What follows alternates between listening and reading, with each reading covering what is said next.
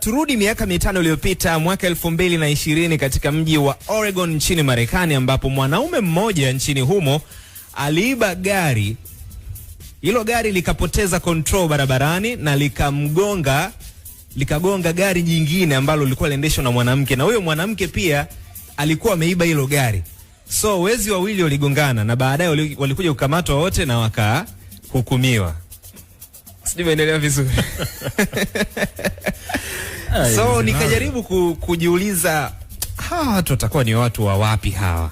Kwa sababu uwezekani wewe unaiba gari afu unaenda kufanya uhalifu wa kumgonga mwenzako ambaye naye kumbe ameiba hilo gari. So sometimes dunia ina mambo yake. Kasema usikute hawa ni watu wa South Asia.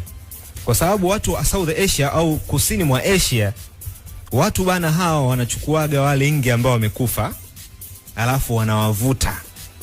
Kama tuseme jinsi ambavyo kuna watu wanatumia unga ule heroin. Lakini unaambiwa dozi yake au ile skanka yake au tunasemaje ile? Kile kilevi. Kaka, kinakaa kichwani siku 3.